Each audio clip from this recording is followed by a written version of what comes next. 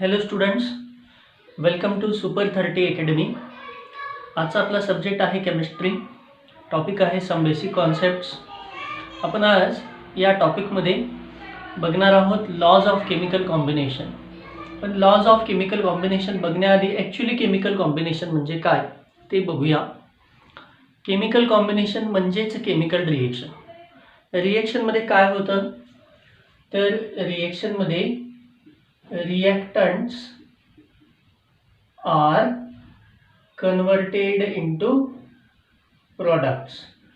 Reaction मध्ये रिएक्टंट्सचं conversion product मध्ये होतं. मग हे रिएक्टंटचं कन्वर्जन प्रोडक्ट मध्ये कसं होतं हे सांगणारे लॉ, त्यालाच आपण म्हणणार आहे laws of chemical combination. Syllabus मधला आपला पहिला लॉ आहे ज्याला आपण म्हणणार आहे law of conservation of mass. Law of conservation of mass. बघा, the law was proposed by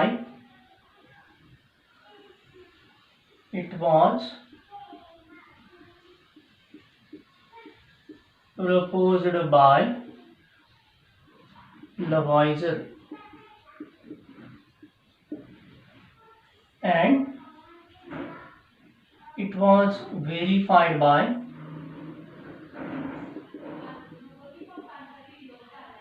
scientist Landlot. Okay, law सांगितला लवायझर या सायंटिस्टने आणि त्या लॉचं व्हेरिफिकेशन केलं लँडलॉट या सायंटिस्टने. लॉ काय आहे बघूया. बघा, खाली मी स्टेटमेंट लिहीन, आधी इथे एक्सप्लेन करतो. समजा कार्बन प्लस ऑक्सिजन जर रिएक्शन झाली आणि तयार झाला कार्बन डायऑक्साईड गॅस, तर कार्बनचं मास असतं 12 ग्रॅम, ऑक्सिजनचं मास असतं 32 ग्रॅम आणि कार्बन डायऑक्साईडचं मास असतं 44 ग्रॅम. बिफोर दी रिएक्शन मास बघा, टोटल मास जर आपण ॲड केलं 12 अधिक 32 तरी सुद्धा ते 44 ग्रॅमच आहे आणि आफ्टर दी रिएक्शन ते 44 ग्रॅमच आहे. मग लॉ असं सांगतो की एखादं केमिकल कॉम्बिनेशन म्हणजेच एखादी केमिकल रिएक्शन झाली तर मास क्रिएटही होत नाही आणि डिस्ट्रॉय पण होत नाही. म्हणजे 44चं 45 सुद्धा होणार नाही किंवा 44चं 43 सुद्धा होणार नाही. मग हेच लॉचं स्टेटमेंट काय आहे तर मास is neither created nor destroyed during chemical combination. ज्यावेळी केमिकल रिएक्शन होते त्यावेळी मास तयार होत पण नाही आणि मास डिस्ट्रॉय सुद्धा होत नाही. रिएक्टंटचं जेवढं मास असतं तेवढंच प्रोडक्टचं मास असतं, असा हा लॉ सांगतो. मग या लॉचं लिमिटेशन आहे एकच. काय लिमिटेशन आहे बघा. Limitation of this law is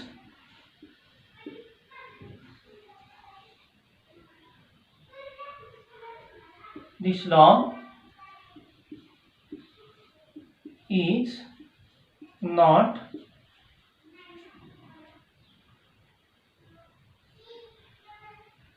satisfied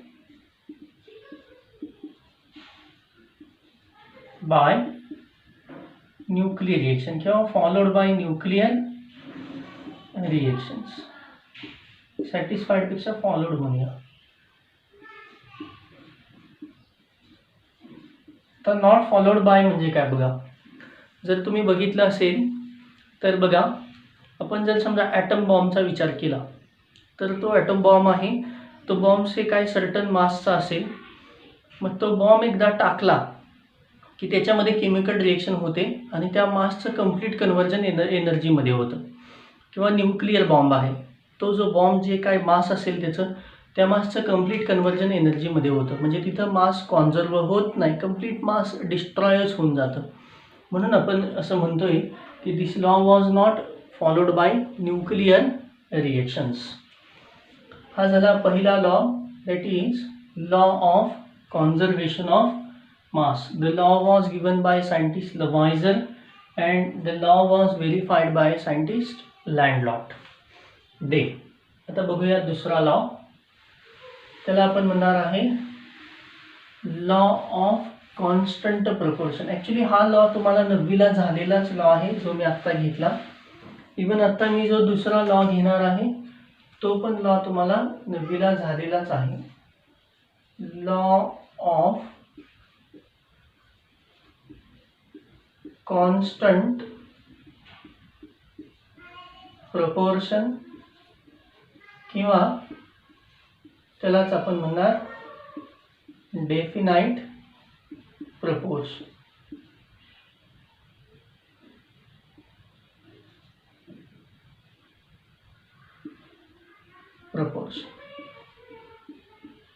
law of constant proportion और लॉ ऑफ डेफिनाइट प्रपोर्शन. बघूया. से हा जो लॉ आहे it was proposed by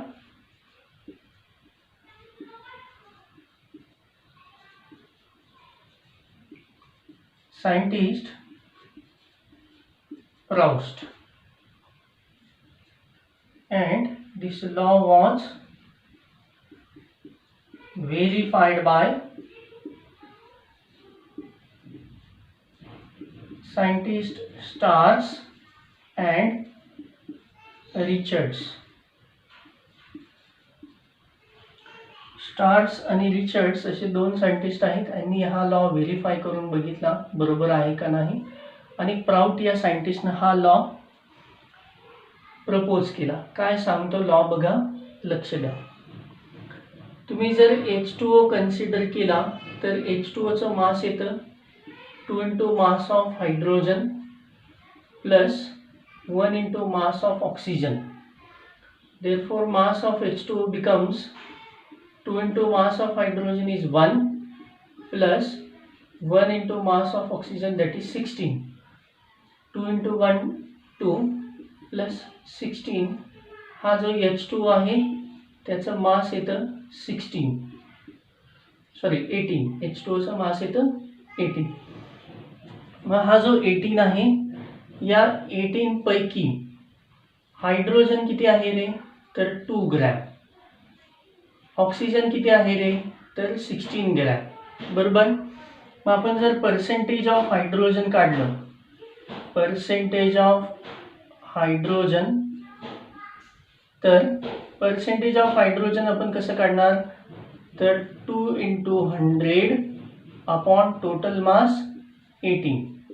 हे पर्सेंटेज अप्रॉक्सिमेटली 11.11% येतं.